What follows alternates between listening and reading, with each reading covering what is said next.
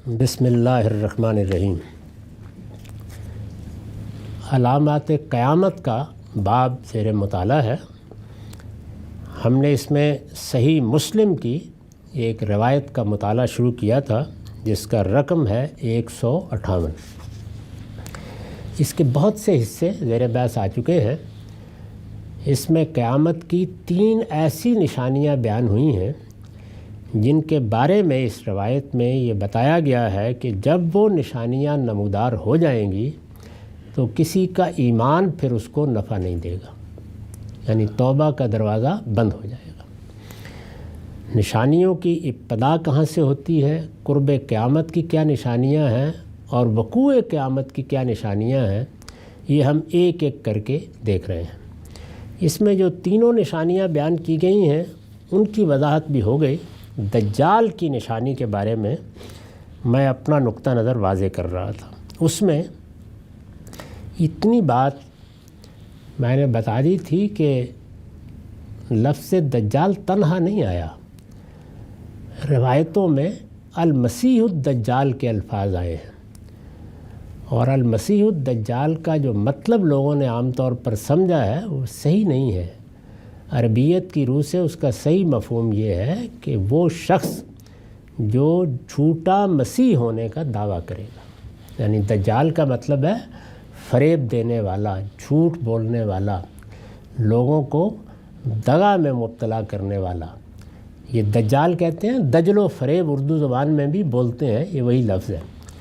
تو دجال فریبی، مکار، اور المسیح یعنی وہ جو جھوٹا ہوگا، مکار ہوگا اور لوگوں سے یہ کہے گا کہ میں وہ مسیح ہوں جو آ گیا ہوں۔ یہ در حقیقت پیشین گوئی ہے رسول اللہ صلی اللہ علیہ وسلم کی، اگر آپ کی طرف اس کی نسبت صحیح ہے، اس لیے کہ روایتیں لوگوں کا بیان ہے، ان میں ہمیشہ یہی دیکھنا چاہیے کہ اگر یہ بات اللہ کے پیغمبر کی طرف لوگوں نے صحیح منسوب کی ہے تو پھر ہم اس کو سمجھنے کی کوشش کر رہے ہیں۔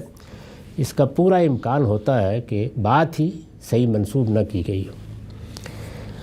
تو ہم یہاں پہنچ گئے تھے کہ چنانچہ لفظ المسیح پر الف لام ہمارے نزدیک عہد کا ہے، اور اس سے مراد وہ مسیح ہے جس کی بعثت کے یہود صدیوں سے منتظر تھے۔ یعنی یہ کیوں ممکن ہو جائے گا کہ کوئی شخص یہ دعویٰ کرے کہ میں مسیح ہوں؟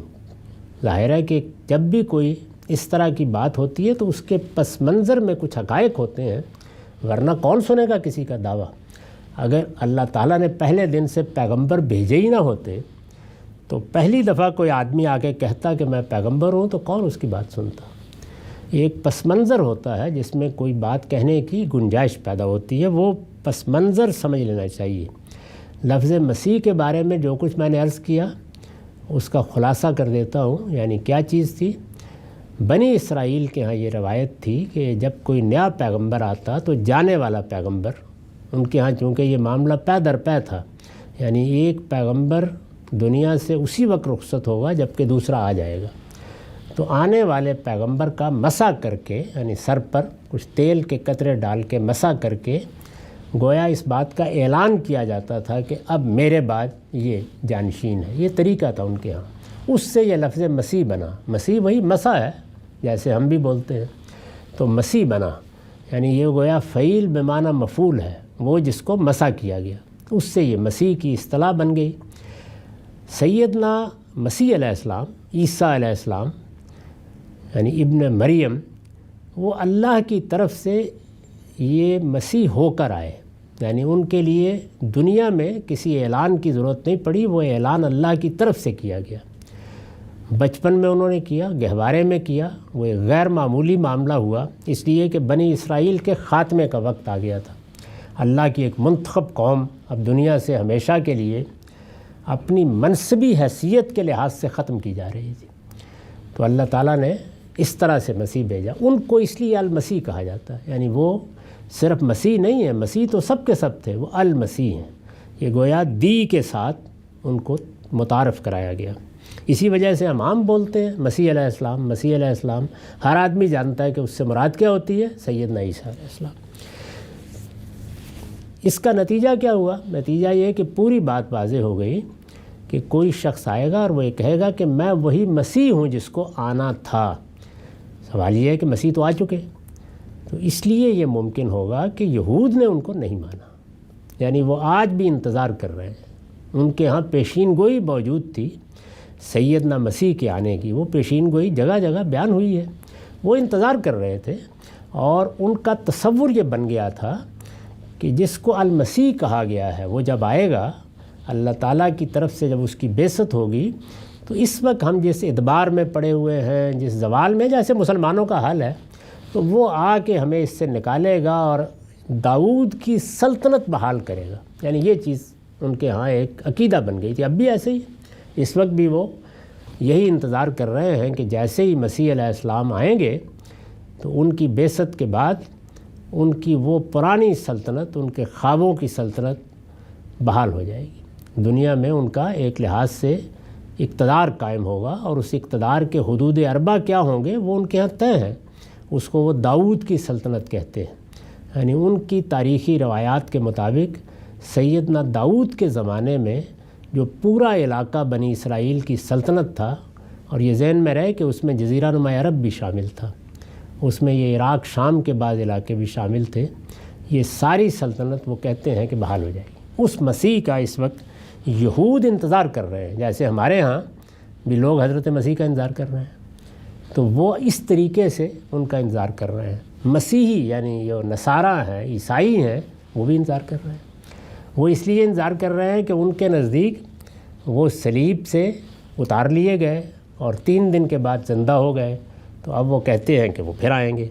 تو اس طرح تینوں کے تینوں گروہ انتظار کر رہے ہیں۔ ہمارے ہاں روایتوں کی بنیاد پر انتظار ہو رہا ہے، وہ دوبارہ آئیں گے اور دمشق کے مسجد کے منار پر ایک دن اچانک نمودار ہو جائیں گے، فرشتوں کے جلوں میں اتریں گے، اور ان کو یہ پیشکش کی جائے گی کہ نماز پڑھائیے، لیکن وہ کہیں گے کہ نہیں، تمہارا امام ہی نماز پڑھائے۔ تو ہم اس طرح انتظار کر رہے ہیں، ہمارے ہاں کے مسلمان۔ یہود اس طرح انتظار کر رہے ہیں کہ وہ آیا ہی نہیں، ابھی ان کو آنا ہے۔ تو ایک لحاظ سے دیکھیں تو پورا مذہب، یعنی مذہب تو انبیاء کا یہی ہے نا، اسلام، جس کا ایک فرقہ مسیحی ہے، ایک فرقہ یہود ہے، اور ایک ہم ہیں جو مسلمان کہتے ہیں اپنے آپ کو۔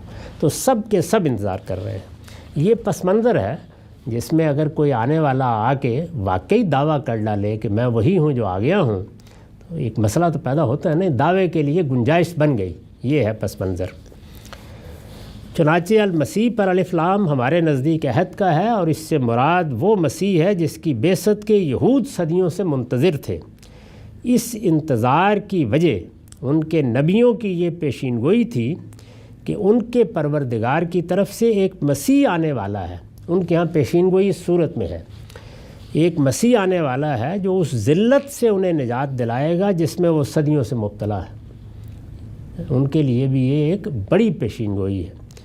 عیسیٰ علیہ السلام کی بعثت اسی پیشین گوئی کے مطابق ہوئی، یعنی پیشین گوئی درست تھی۔ حضرت مسیح آ گئے، جب حضرت مسیح آئے اور اس کے حقیقی مصداق کی حیثیت سے ہوئی، مگر وہ اس وقت انہیں ماننے کے لیے تیار نہیں ہوئے، اس وقت انہوں نے انکار کر دیا۔ لہٰذا اب بھی ہمہ وقت چشم برا ہیں کہ ان کے اس مسیح موعود کی بعثت کسی وقت لازماً ہوگی۔ وہ آنکھیں لگائے ہوئے انتظار کر رہے ہیں۔ یہ اطمینان رکھیے کہ انتظار کرنا ایک بالکل الگ ہوتی ہے، آنے کے بعد کوئی نہیں مانتا۔ تو انتظار سب کر رہے ہیں، مسلمان بھی کر رہے ہیں، یہود بھی کر رہے ہیں، مسیحی بھی کر رہے ہیں۔ اس پس منظر میں یہ شخص آ کے دعویٰ کرے گا۔ اس پر ہمارے عہد کے ایک بڑے عالم مولانا سید اللہ صاحب مودودی نے اپنی تفسیر تفہیم القرآن میں ایک بہت عمدہ نوٹ لکھا ہے۔ میں آپ کو وہ آئندہ نشست میں سناؤں گا اور یہ بتاؤں گا کہ انہوں نے کس خوبی کے ساتھ اس کا اطلاق کر کے بتایا ہے کہ صورتحال فی الواقع کیا بن رہی ہے، تاریخی طور پر بھی اور اس وقت دنیا جس جگہ کھڑی ہے اس کے لحاظ سے بھی۔ ہمارا وقت ختم ہو گیا۔ اقول قولی ھذا واستغفر اللہ لی ولکم سائر المسلمین۔